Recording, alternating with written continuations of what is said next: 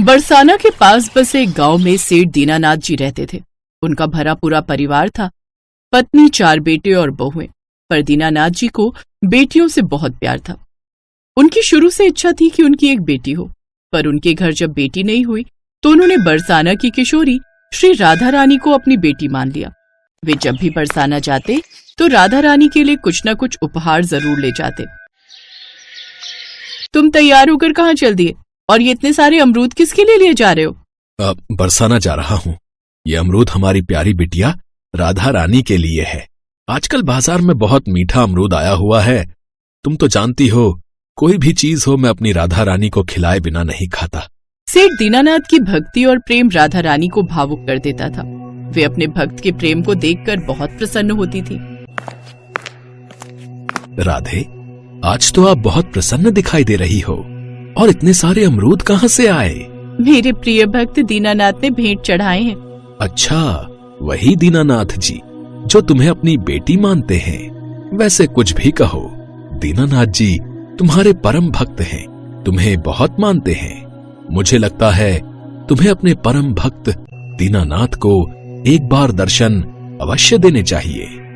वो तुम्हें अपनी बेटी मानते हैं, तुम्हें उन्हें दर्शन देकर एक बेटी का फर्ज निभाना चाहिए। राधे, हाँ, कह तो तुम ठीक रहे हो कान्हा, पर दर्शन देने के लिए मुझे दीनानाथ जी की परीक्षा भी तो लेनी होगी। हाँ, परीक्षा अवश्य लेनी चाहिए। इससे हमें भक्तों के प्रेम की गहराई का पता चलता है। राधा रानी ने सेठ दीनानाथ की भक्ति की परीक्षा लेने के लिए एक रात उन्हें स्वप्न में दर्शन दिए। अपने सामने राधा रानी को देखकर दीनानाथ बहुत खुश हुए। पिताजी, आप मेरे लिए हमेशा कुछ न कुछ उपहार बरसाना के मंदिर में लेकर आते रहते हो, पर इस बार मैं खुद चाहती हूँ कि आप मेरे लिए मेरी पसंद का उपहार लेकर आएं। हाँ हाँ बेटिया, बोलो, तुम्हें मुझसे क्या चाहिए? मैं वही तुम्हारे लिए लेकर आऊंगा। पिताजी, मुझे ढेर सारी घुंघरू जड़ी हुई पायल चाहिए। मेरा पायल पहनने का बहुत मन है। हाँ हाँ बेटिया, क्यों नहीं।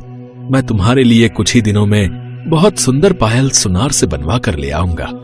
मेरी बेटी ने पहली बार मुझसे कुछ मांगा है, तो भला मैं कैसे मना कर सकता हूँ। मैं तो बहुत भाग्यशाली हूँ जो मेरी राधा रानी ने पायल पहनने की इच्छा जताई है। हाँ हाँ, मैं जरूर लाऊंगा। कल ही सुनार के पास जाऊंगा। राधा रानी अंतर्ध्यान हो जाती हैं और दीनानाथ सपने से जाग जाता है। दीनानाथ बहुत खुश था। वो घर में सबको बताता है और गांव के सबसे बड़े सुनार मदन लाल को बुलाता है। देखो मदन लाल, राधा रानी की पायल ऐसी होनी चाहिए कि बस राधा रानी खुश हो जाए, उन्हें पायल पसंद आ जाए, ऐसी पायल बनाना। और हाँ, पायल में घुंघरू भी बहुत सारे लगाने हैं। राधा रानी को पायल में घुंघरू बहुत अच्छे लगते हैं। आप चिंता मत करो सेठ जी, मैं राधा रानी की पायल ऐसी तैयार करूंगा कि बस हर कोई देखता रह जाएगा। इतनी सुंदर पायल बनाऊंगा मैं। तो ठीक है, मुझे अगले कुछ दिनों तक पायल बनाकर दे दो, ताकि मैं बरसाना के मंदिर में जाकर राधा रानी को पायल भेंट में दे सकूं। कुछ दिनों बाद सुनार मदन लाल राधा रानी की पायल बनाकर ले आया। पायल सचमुच बहुत सुंदर बनी थी। दीनानाथ ने सुनार मदन लाल को मुंह मांगी कीमत से भी ज्यादा कीमत दी। सेठ जी, लगता है आपने मुझे पायल के दाम से भी अधिक धनराशि दे दी है। मेरे केवल इतने ही बनते हैं। मैं जानता हूं मदन लाल, पर तुमने पायल बहुत सुंदर बनाई है, इसलिए मैं ये ज्यादा धनराशि तुम्हें तुम्हारे अच्छे काम के लिए दे रहा हूं। वैसे भी तुमने मेरी बेटी राधा रानी के लिए पायल बनाई है, इसलिए मैं वैसे भी बहुत ज्यादा खुश हूं। कल मैं बरसाना जा रहा हूं अपनी बेटी राधा रानी को पायल भेंट में देने के लिए। तुम भी बहुत किस्मत वाले हो जो तुम्हें राधा रानी के लिए पायल बनाने का सौभाग्य प्राप्त हुआ। राधे राधे। जी, राधे राधे। सुनो जी, इस बार हम सब भी तुम्हारे साथ बरसाना के मंदिर चले। सभी बहुओं का बहुत मन है। हाँ हाँ, क्यों नहीं। मैं तुम सबके साथ बरसाना जाऊंगा। सब राधा रानी के दर्शन करना। काफी समय से तुम सब भी नहीं गए हो। हम सब मिलकर राधा रानी के लिए ये पायल की भेंट लेकर जाएंगे।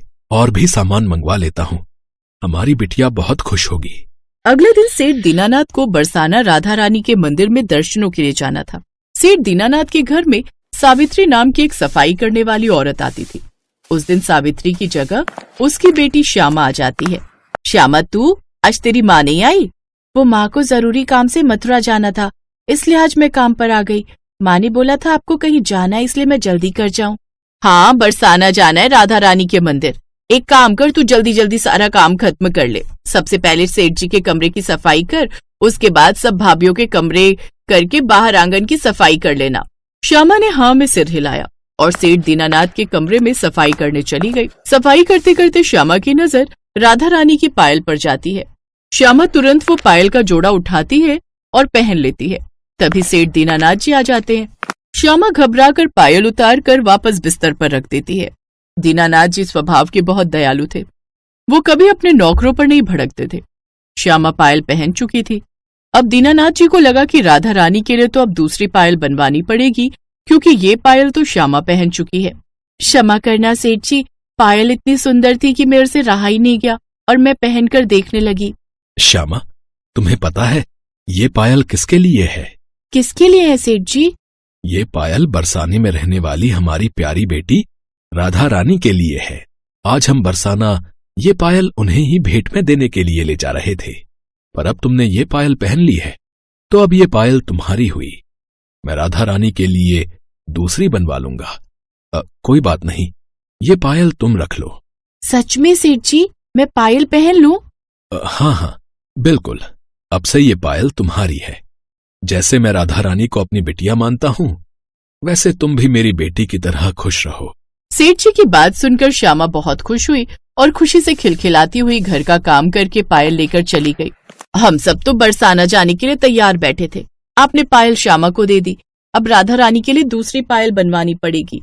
हाँ, मैंने सुनार को बोल दिया है कि वो दूसरी बना देगा। पर अब जब सब तैयार है, तो चलो हम वैसे ही राधा रानी के दर्शन कराते हैं।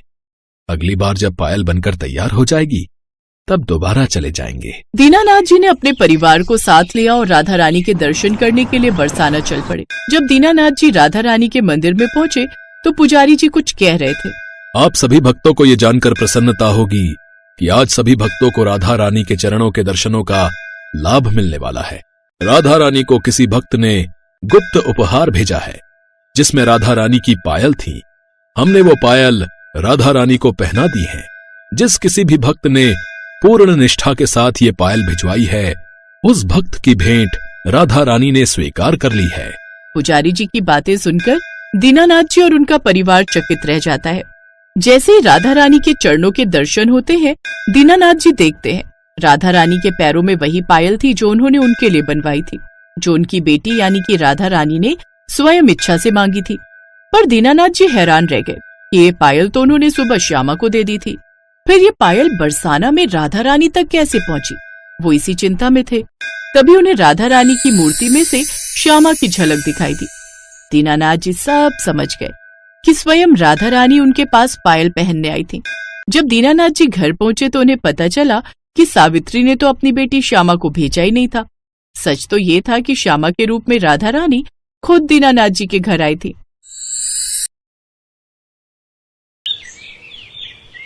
गोविंदपुरम गांव में गायत्री और नंदन नाम के पति पत्नी रहते थे। वो दोनों लड्डू गोपाल के बहुत बड़े भक्त थे। उनकी शादी को 4 साल हो गए, लेकिन उन्हें कोई औलाद नहीं थी। नंदन गांव के जमींदार के खेतों में काम करता था। नंदन के काम पर जाने के बाद गायत्री अपने लड्डू गोपाल को नहलाती, कपड़े पहनाती और उनके लिए भोग बनाकर उन्हें खिलाती। ये लो, मैंने अपने हाथों से आपके लिए खीर बनाई है, और ये देखो माखन भी है। मेरे लल्ला को पसंद है ना, खाओ। गायत्री जो भी लड्डू गोपाल को खिलाती वो खुशी खुशी खा लेते। लड्डू गोपाल, अब मेरी सूनी गोद भर के सचमुच मेरे गर्भ से जन्म लेकर मेरी गोद भर दो ना, और समाज जो मुझ पर बांझ का कलंक लगाता है उसे हटा दो। शाम को नंदन काम से लौट आता है। ये लो गायत्री, कल हमारे लड्डू गोपाल को इन लड्डुओं का भोग लगाना, इन्हें बहुत पसंद है ना। उन दोनों की भक्ति देख लड्डू गोपाल ने उन्हें आशीर्वाद दिया और ठीक 9 महीने बाद गायत्री ने एक बेटे को जन्म दिया। दोनों ने उसका नाम कान्हा रखा। अब वो पहले से भी ज्यादा लड्डू गोपाल का ध्यान रखने लगे, साथ ही अपने बेटे कान्हा पर भी खूब ध्यान देते।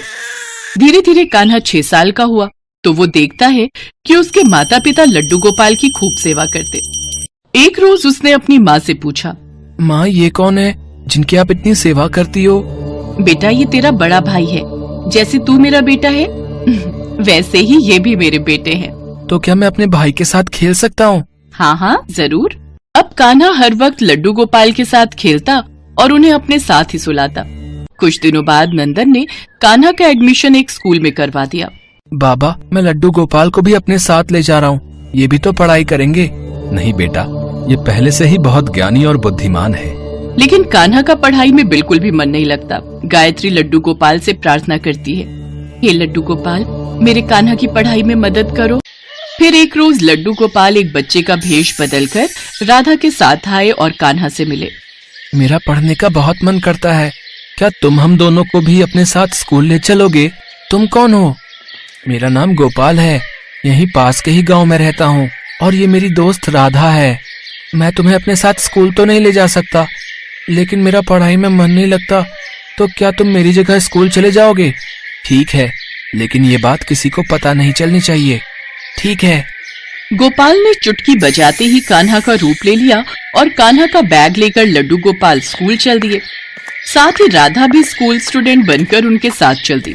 सारा दिन उन्होंने खूब मन लगाकर पढ़ाई की। साथ ही लंच टाइम पर लंच करते और दूसरे बच्चों के साथ खेलते और उनकी पढ़ाई में भी खूब मदद करते।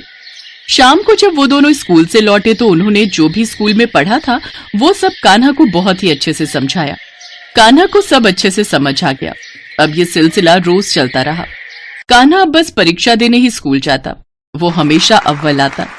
अब कान्हा बड़ा हो गया और उसकी पढ़ाई की तरफ लगन देख उसके माता पिता ने आगे की पढ़ाई के लिए शहर भेजने की सोची। अब हम अपने कान्हा को आगे की पढ़ाई के लिए शहर भेजेंगे। उन्होंने कान्हा को शहर भेज दिया, लेकिन उसे वहाँ लड्डू गोपाल और राधा की याद सताने लगी। तभी दोनों वहाँ प्रकट हुए।